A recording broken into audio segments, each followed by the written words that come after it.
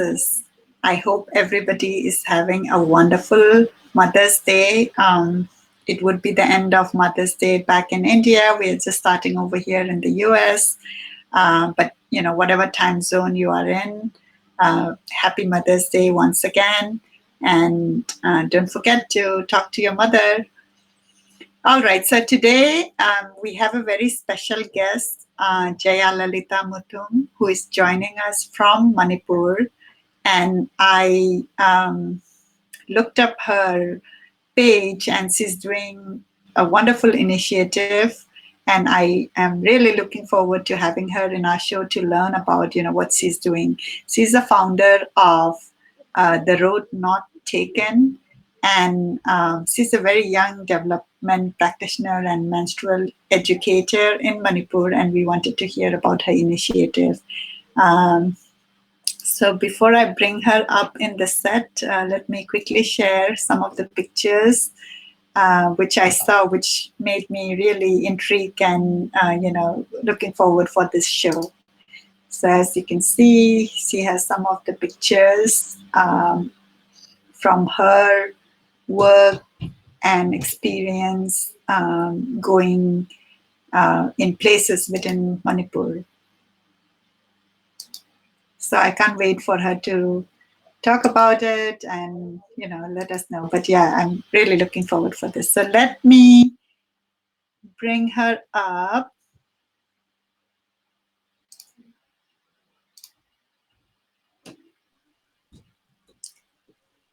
Hi, Jayalalita.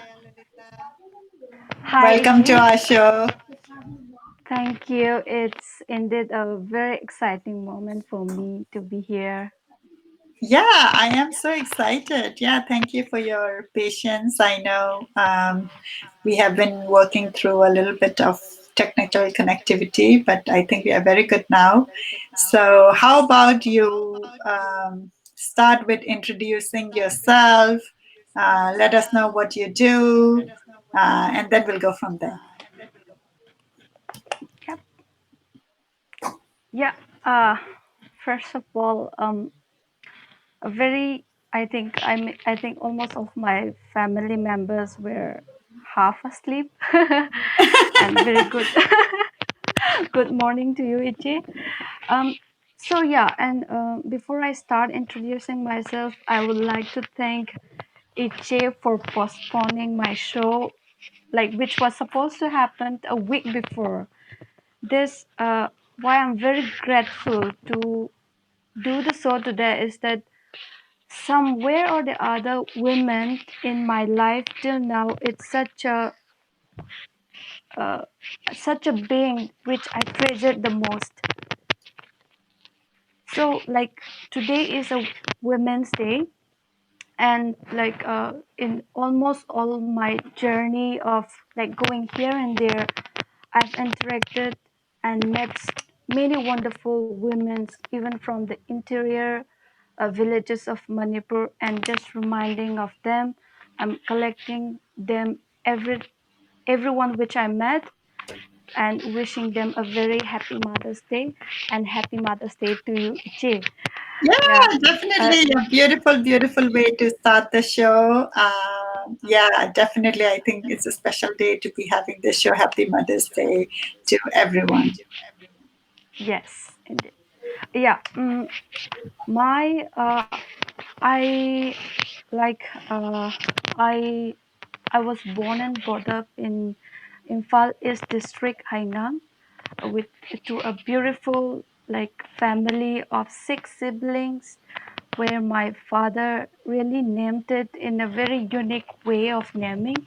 So I don't know whether my daddy really liked the former chief minister, late chief minister Jayalalita. So he named me as Jayalalita, Oh, okay. and yes, and indeed, of the 6 siblings, I'm the fifth one, and my younger brother, his name is British. So my father had such a way of naming our own siblings. Mm, yeah. Then till 12th standard, I studied here in Manipur, and beyond 12 undergraduate masters and some of the work which I which I have done in bachelor. So I've done my master's in psychology, sociology, and economics, while my master's was in development studies. Um, just to highlight a brief introduction to my childhood, I'm such an aimless girl. When the school teachers asked us to write an essay about an aim in life, I just wrote it just for the sake of the teachers, not really having an aim or something. I really don't know what an aim is.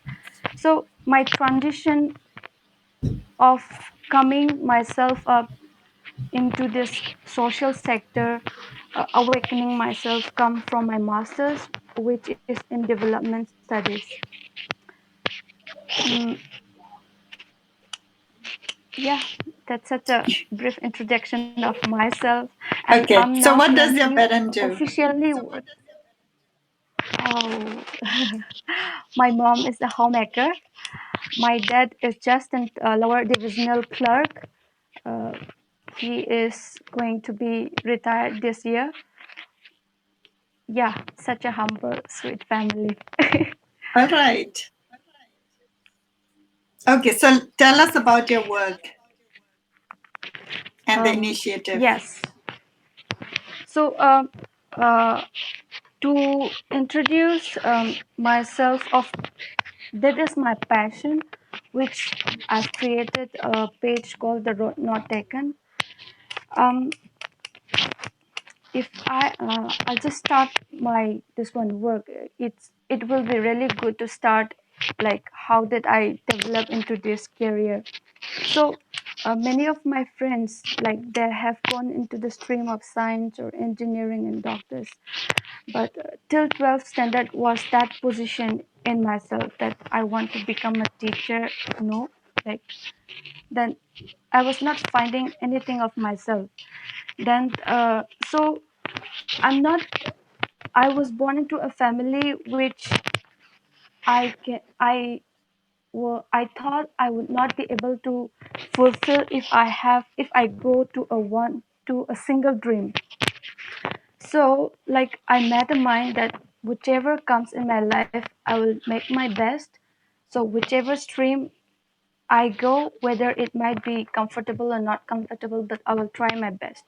So right after 12, I jumped up into art stream, and during my masters, uh, so my masters was in development studies, and that's where I like my transitional point. The one thing which I would like to highlight is that my master course has several practicum, like practical learning.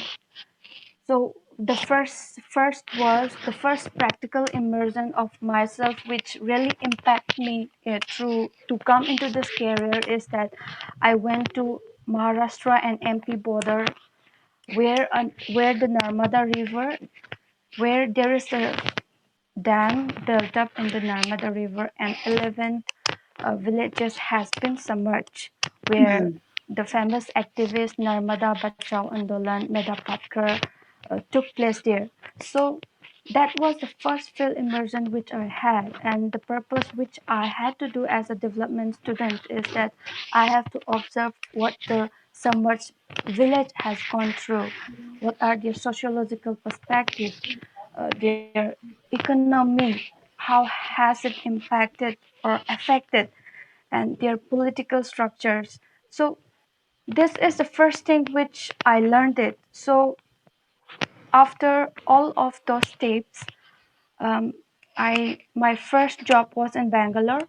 I left my first job thinking that since I'm in a social sector, I thought of I somehow compare myself uh, what I am working and where I am working.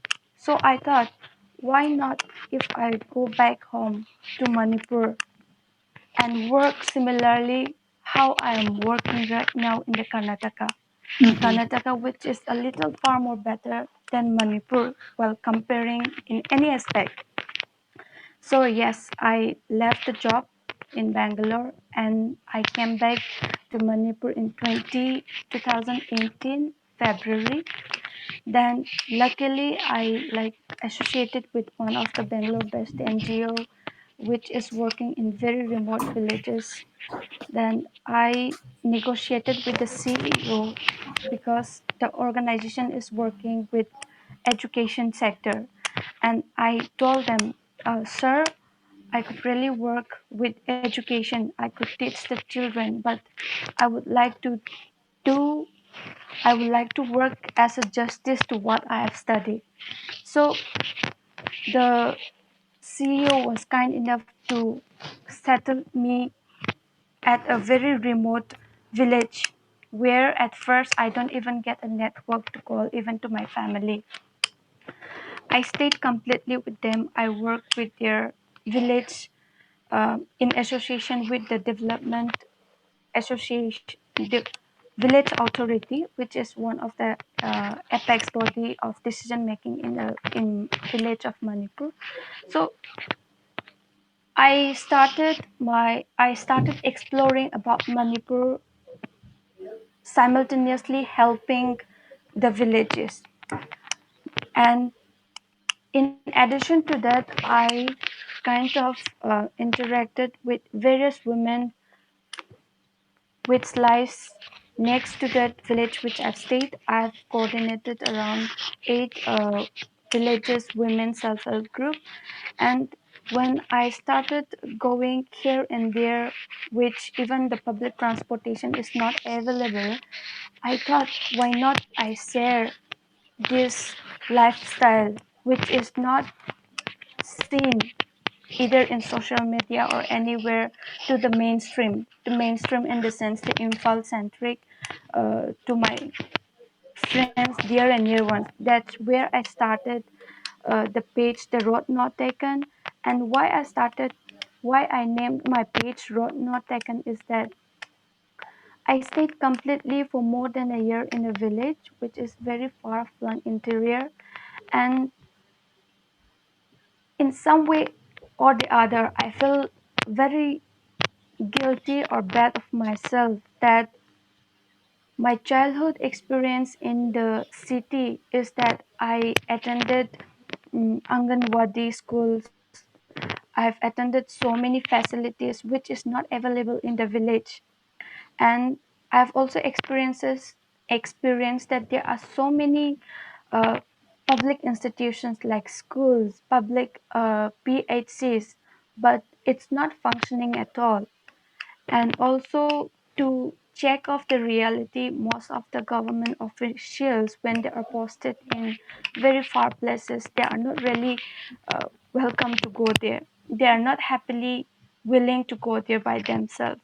So I thought, why not I named my work purpose as The Road Not Taken, because so many people uh, doesn't really want to commit, and in one way or the other I've always inspired by Robert Frost's uh, poem.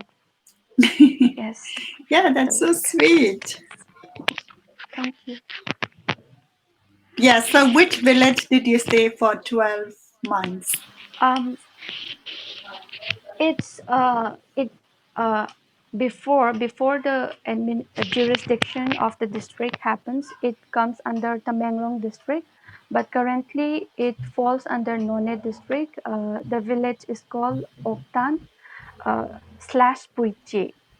The reason behind two names of the village is that this is the finding of my stay at the village.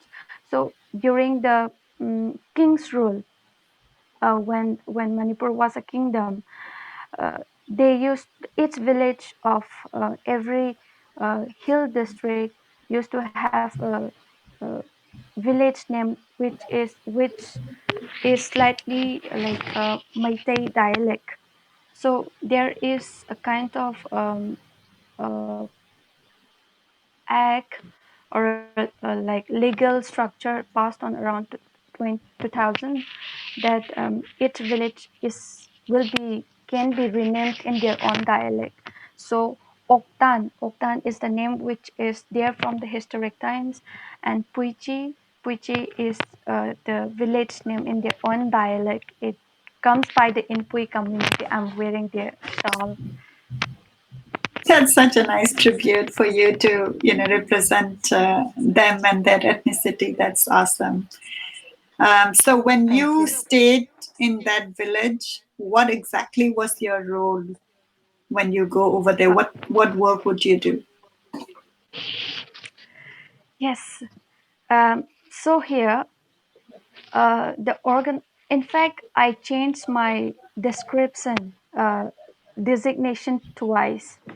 The thing is, the NGO was not really was into a initial stage, and I am the only one who comes from the development sector. The rest of the staff were from education. So I was given plenty of roles. So they named it in the initial as a field coordinator. So I started teaching Meitei, Mayek, and Hindi languages, as languages teachers are very hard to find in the villages. And I started organic farm, which is again associated to the school as a part of the nutritional scheme. And so in a village, uh, there are so many medical cases like deaf and dumb, some critical chronic disease. So since I'm from the Imphal, I took those medical cases, people to RIMS, and assist them in like with the medical treatments. And the other thing is I kind of interact with many women across the village, the neighboring 8 villages, and start and coordinate with the self-help groups with their livelihood opportunities. And yeah, one last thing which I could mention is that the village, I coordinate like and um, I coordinate with the village authority council with any of the development aspects decisions in the village. Okay, awesome. Yeah, so um, I know we spoke a little bit about this, and I think just for our listeners and viewers, just to understand the context, what you are,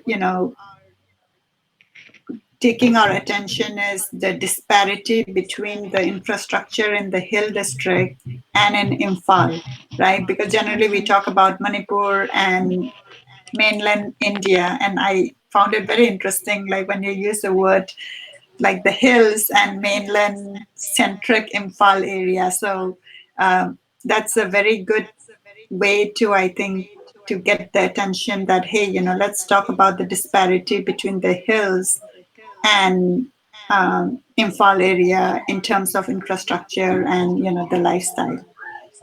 Yes. The other thing what I wanted to ask you was, many of our listeners must be aware of the dialects, but can you talk a little bit about the dialect, and when you work there, like how do you communicate? What dialect would you use? Yeah. So the village where I stay comes under Inpui community. Um, so they like most of them like are able to verse it in Manipuri, Hmm. Meitei dialect. So initially, I started I started learning their own dialect because eating what they eat, speaking what they speak is one very crucial part of a development practitioner for a rapport development. So the dialect I mostly use Manipuri, and not really into the dialect. My Talon is the dialect which I used with them. Okay, so more like what I'm hearing is like, everybody knows Meitei, so even though you don't know the local dialect, which it looks like you have picked up some, Yes. the main communication is Meitei. So can you say Mm. some sentence in their local dialect? Uh, Mangsaro. Uh, Mangsaro is something which on and off we used it. It's kind of saying goodbye, it's kind of saying good night, even though if it is mm, morning. If we are supposed to uh, bid a farewell, even in the early morning, that we say Mangsaro, but literally it means yes, good night.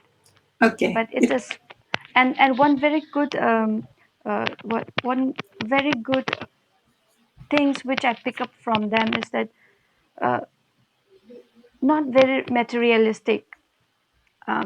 They take every opportunities, everything which is there in the village as very precious and such a.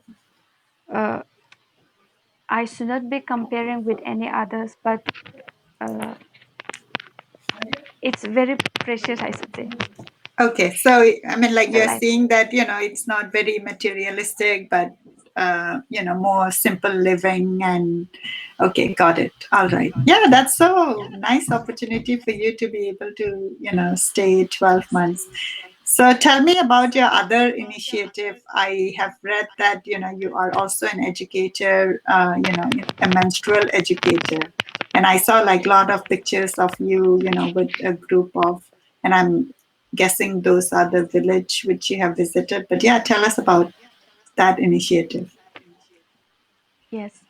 Um, yeah, I am a menstrual health educator and ambassador under an organization, social enterprise called EcoFam in Pondicherry, Oroville, South India.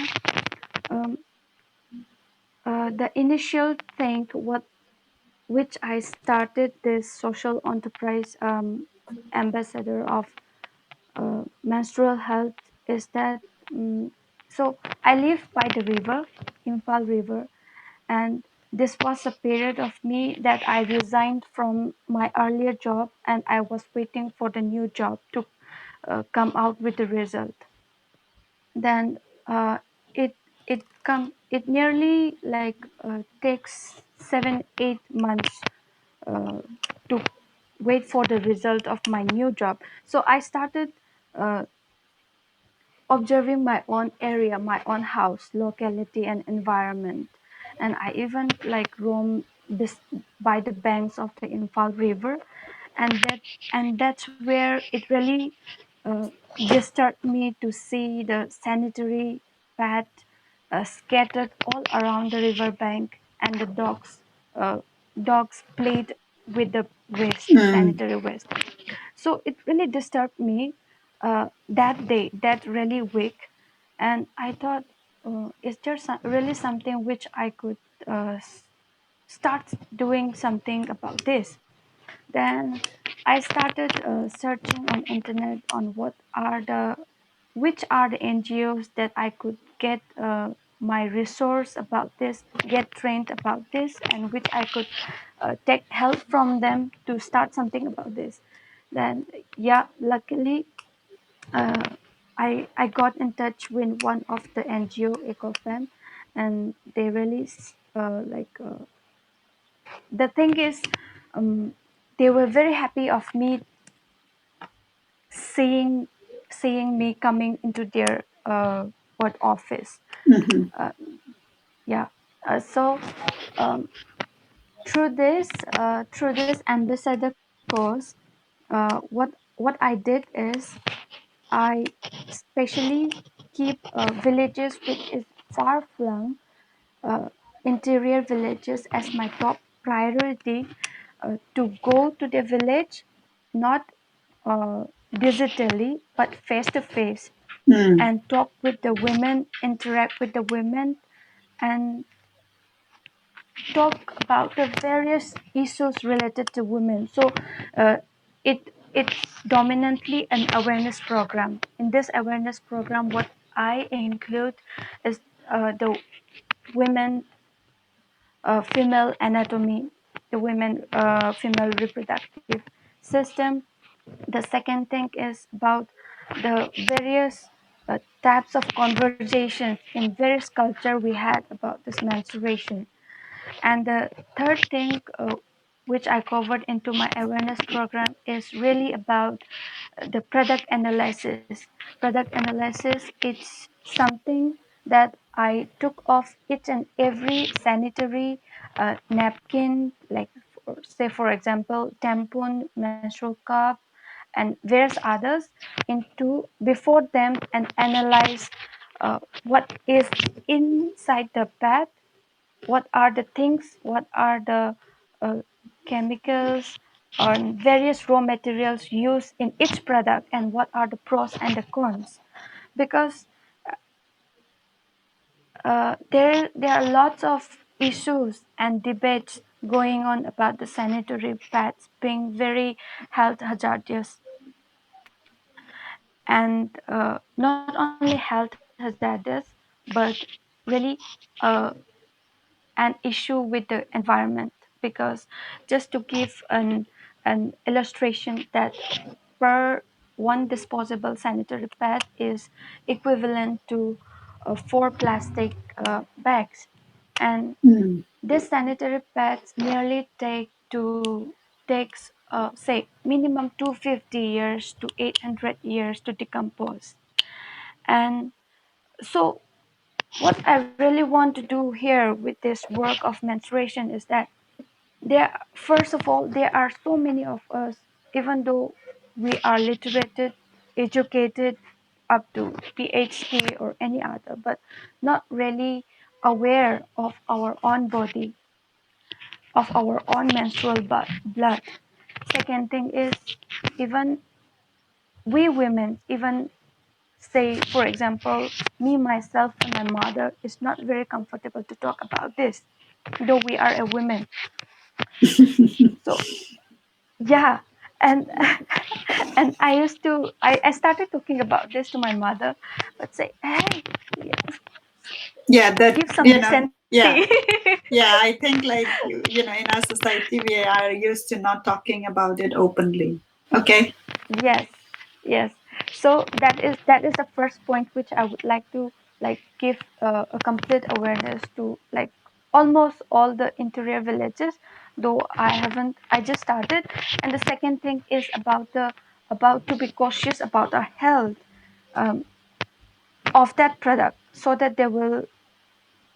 The vision of this is, if the women of the village know really about this product which they are using, they will surely have an informed choice which is not health hazardous, which is eco-friendly. That's the main thing which I would like to like spread the words in the very remote areas.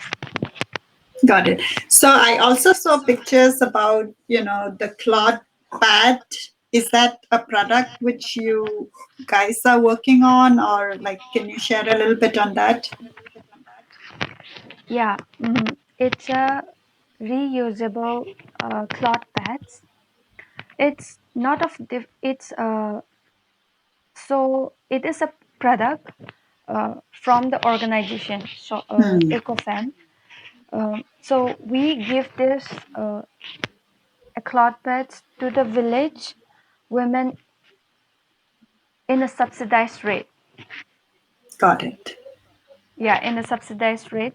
So otherwise in the market, which is again very costly. um, yeah, so like yeah, in response to this COVID which is happening in this very unusual time, I like kind of fear that this menstrual sanitary pads might not be really accessible. And also during the lockdown, like most of us are not able to go outside even to the groceries. So I even started making a cloth pads and to distribute to children homes. Like I've distributed to almost 100 people, which mostly include disabled and children homes. That's awesome. So tell me one thing, like as we are talking about, I think it's an education, right? So when I grew up, Mm, like at that time, sanitary napkin was very new and also it was expensive. yes. And so I actually grew up on cloth. pad, right? Um, and so at that time, so it looks like, we are going, or we want to go back to how we were before, right? But at that time, when we were using the cloth pad, my mother instructed very, like, we were a little bit concerned about sanitary, in the sense that when you wash it and you dry it in samban, or at that time you have all this, what do you call, with cow dung you make that, what is that called, santhi saba.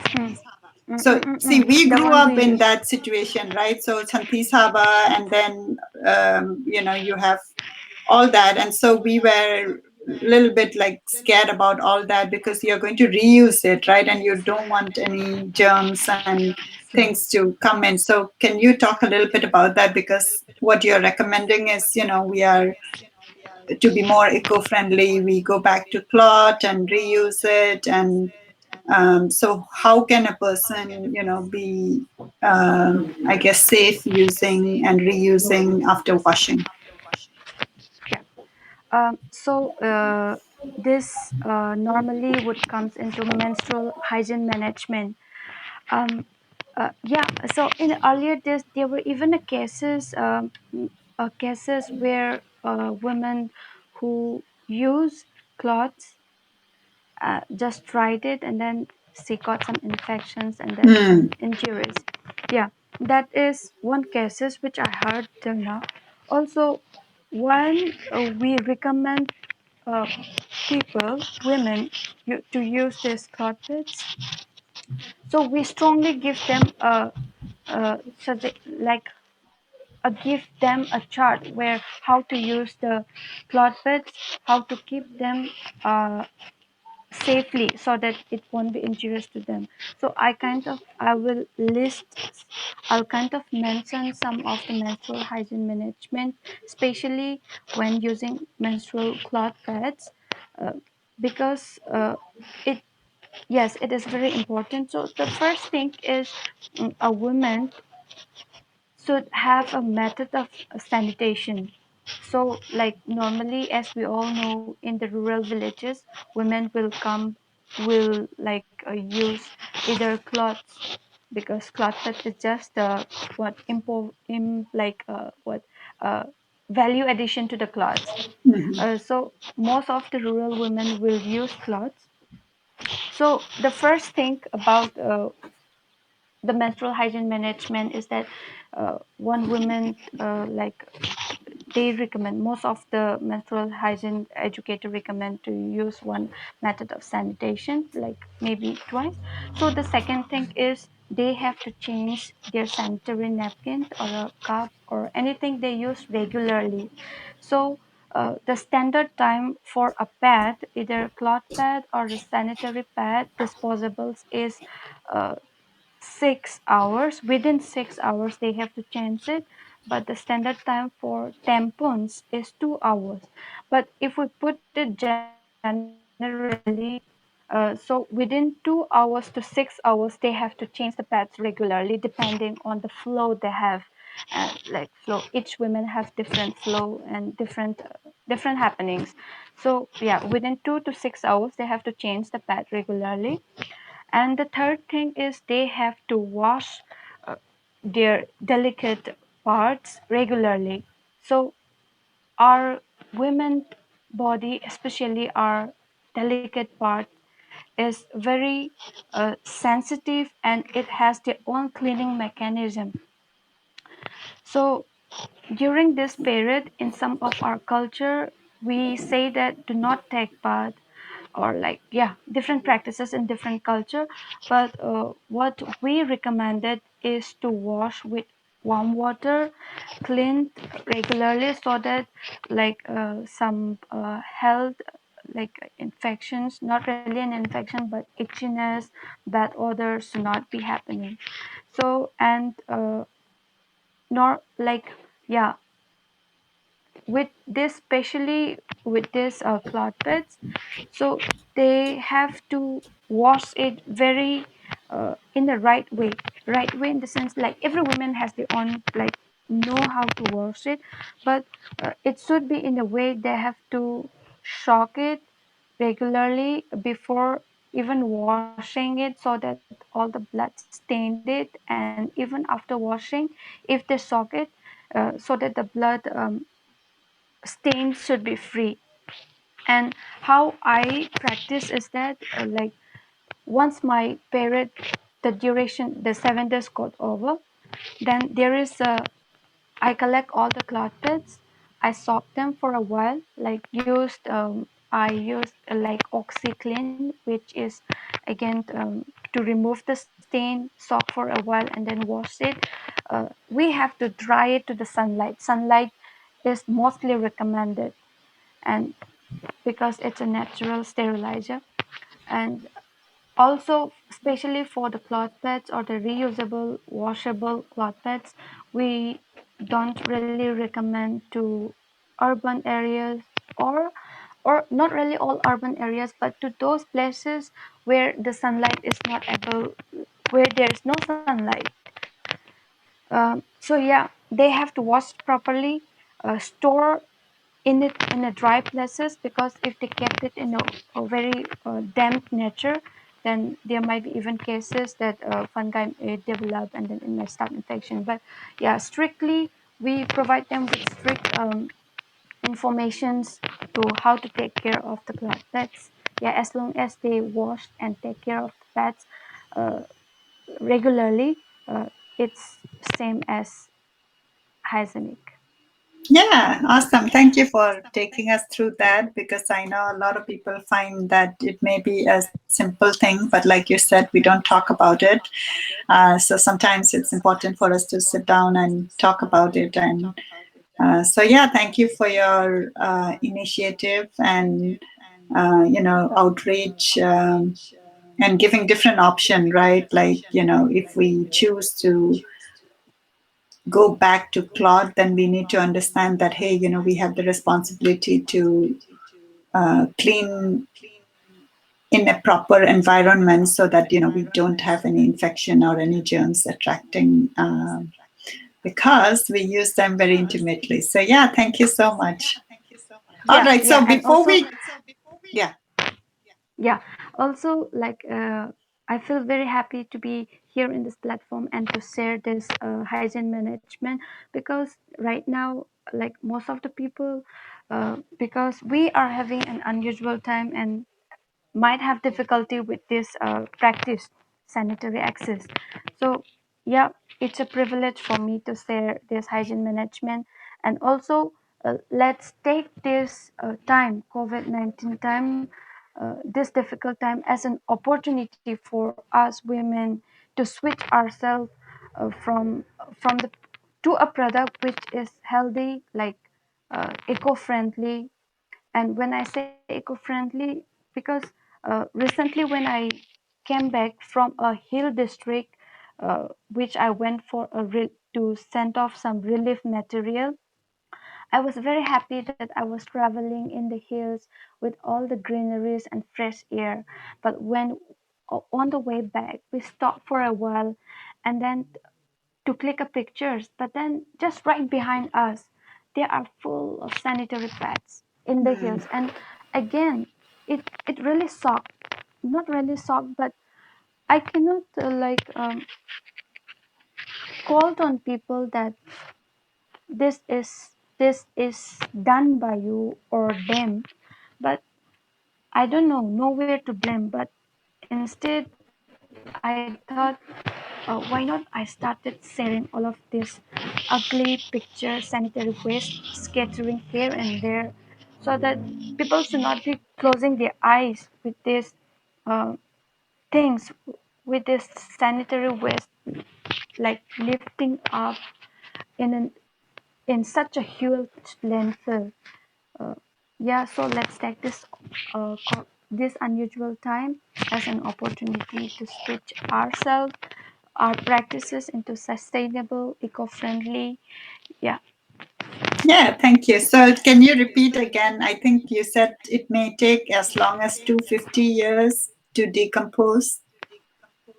250 to 800 years to decompose. 250 to 800 years. Yeah. So every time we Yeah. use a sanitary pad, the I think the biggest takeaway for me when with all your statistics is, when we use it, it's almost like using four packet of plastic bag, and it may take as high as 250 to 800 years to decompose one sanitary pad.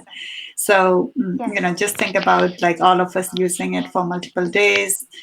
And the initiative what Jayalalita is doing is, to let us think, pause, and consider the option of switching to more eco-friendly product, particularly in this time where we may not even get, the other products which we have been used to. So yeah, thank you so much. Yeah, I'm very excited to hear about that, and I really have to appreciate you to, make an effort to think different, because mostly when you see trash at the bank of the river or any place, people would maybe swear and talk of how Yeah. dirty it is. Um, but you have taken that additional step, extra effort to think like, okay, what can I do, right? How can we change this? And uh, I'm so happy that we are featuring you, and that's exactly what Finding the Voices wants to do. And I think we are very aligned on some of our thoughts. You have named your page "Road Not Taken" to show things which are not being given the due attention. Yeah. All Also, right. So also, before we uh, switch, yeah, go ahead. so like when I talk of this wage management, eco-friendly, health conscious, I, w- I I would like others people to imagine like some statistics, because in some way or the other statistics kind of have a very good influences on this matter. So um, in India, so a woman per woman, one woman in her lifetime have created 150 kgs of this, like so in our lifetime around 150 kgs waste of disposable sanitary napkin. So if we have to calculate, this is a data which I like took it from the website, our ecofam website, that women created around 1 lakh 8,000 tons of menstrual waste per year in India. So Mhm. if we have to imagine about the waste that we have created, and if we switch to something that is eco-friendly and which is not contributing to the huge uh, landfill we had, it it will be our like utmost gratitude to our mother earth. um, yeah. Yeah, thank you. Thank you for sharing that. All right, so I have to ask you one question. So, your website, right, you describe yourself as a development practitioner. Mhm. What does that mean? Yeah, so development practitioner, so if we go with it in a very easy way, it's uh, so even in here Manipur locality, it's social worker. Mm, So okay. yeah, social worker. But again, why development practitioner is the term is which looks really fantasized and looks like she or he is really working on the ground. Mm-hmm. um, Here,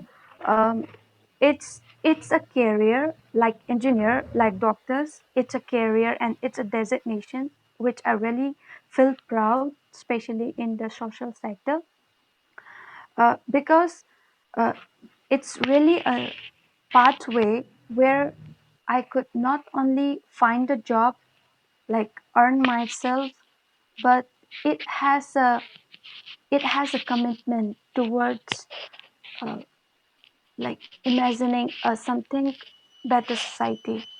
Not It's not something that I can change the society, but I'm trying my best. I'm using my passion and commitment to be a catalyst to see a little better society. That's That's awesome. Yeah. really So the way I mean, when I'm hearing what you do and your title is, you are infusing, practice in a community, developing the community, educating the community, and hence, like development practitioner. That's awesome. All right. So I know that we are at time, and I do want to take some time to talk a little bit about gratitude. And as you have been listening to some of our shows, definitely want you to nominate people in your personal space at the level of Manipur for gratitude. yeah. So at the level of Manipur, yeah, I don't know whether it's good or bad, but um, yeah, they belongs to. I would like to. I would not only like to nominate a single person, but as a like figure, the whole figure of a woman. I would like to thank each woman, though like whoever I met in hills, in plains, because and each woman has a different and unique problems associated with them and struggles. Despite of the struggles, I know how are they like I've seen how they coped up with the realities to save to protect their family, to protect their lives and husbands and anything.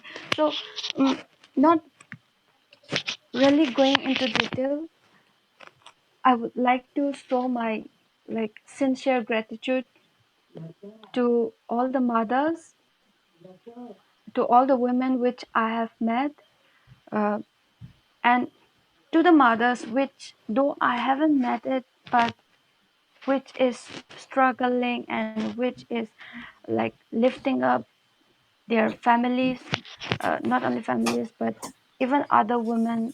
Yeah. So my Okay. full gratitude to the women society. Yeah, that's awesome nomination. Thank you. Is there anyone you want to call out specifically in your personal space? To a personal space, yes.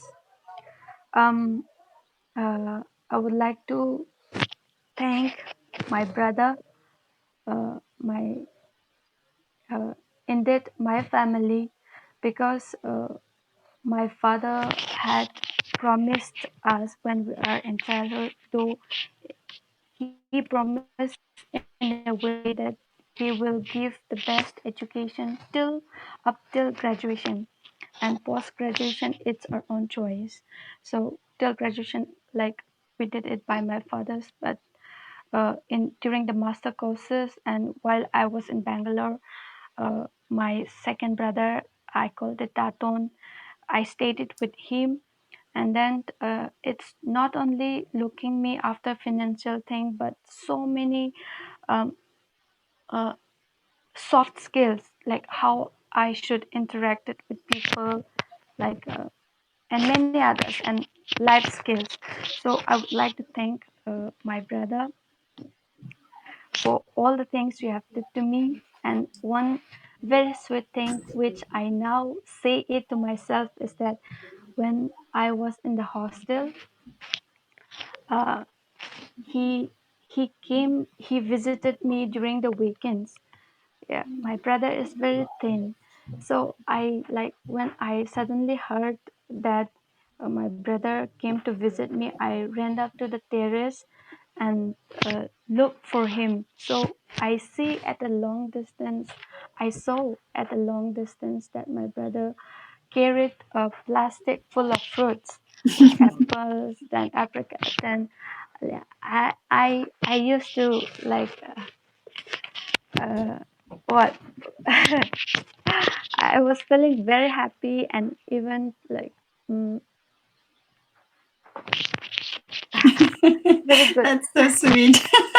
So, what's your taton's name? His name is Mutum Jakachandra. Okay, so to Taton Mutum Jagachandra, that's such a sweet nomination from a very sweet sister. It's a thing that I couldn't express, but yeah, there are so many things which Yeah, I he know. has I can it. feel it. I can feel Mm, like how mm, much happy you felt, when your brother came, with fruits, and I can definitely relate to that. Your story reminded me of one instance. This was long, long, long back in Bombay, um, in the year 1992. I Yeah, I think I would say it's 92. So that was the time when I the had year I was passed. born. Oh my God, look at that. Yeah, so 1992, I completed my metric and I went to uh, Bombay.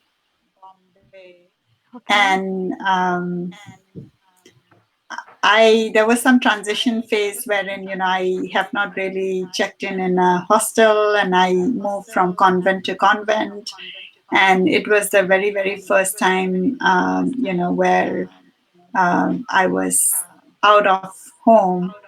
Um, yeah, so now I think I'm getting mixed up between Bombay and Bangalore. So this was in Bangalore, Mm-hmm. and I was moved from convent to convent, and in one day, like, I was feeling really lost, right? Like, and you are all alone, and um, you don't have friends, it's a new place, and we were sitting in front of a church, and I just saw my brother, my older brother. So when Okay. you said that, it reminded me of that incident. So yeah, definitely. All right, so thank you so much for your nomination. Is there anything else you want to say before we end the show? uh, yeah, there's one thing which I would like to add on, especially like I would like to highlight, uh, especially to the youngsters, youth that we have come across, even during my time, that science and other streams, social science stream is something uh, a little different from other streams, and which most people really don't focus on. But I would like to stress here on that social science is a new way of career that that people and most youth should focus on, because uh, it not really works. It's not really something that you would find a job or a money, but it's a something. It's a career which is on the way of shaping our society, knowing our realities, how our environment is, knowing the reality check. So, and also like to most of the youth, uh, to begin this sector as a career, uh, volunteering in any of the like events, state events, or any events, volunteering is a very crucial step to this social sector. So yeah, I would like to stress out that this social sector is not really something a person can do it or step in once after they retired, but it's a way, it's a new trend of a career towards a just and a peaceful society. Yeah, definitely. That's a lovely way to end our show. That think about volunteering, think about doing something for the society. And generally, when we think about that, many people will say, "Okay, I'm very busy with work now. Let me do it after retirement." And so, what Jayalalita is saying is that think about it now, because that's what how we are going to build the gap. Not build the gap, decrease the gap, and uh, improve our social and peaceful nature, which is very much needed in a place like Manipur. Yes. Thank you so much. So before we end, I just want to read out a couple of comments from our listener. Thank you so much for watching us and um, spending the time with us.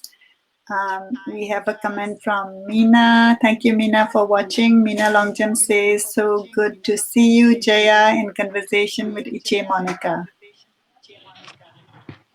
Thank you so much, Iche. Yeah, It was very lovely. yeah, definitely. And then I have a comment from James Elangbam. Good initiative, health awareness amongst Manipuri women have to be propagated on a continual basis. Yes.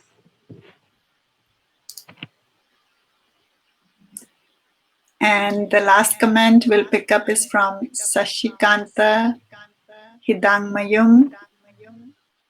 Apart from your main responsibility, contribution in other sector, particularly in the field of education, is commendable. Congratulations.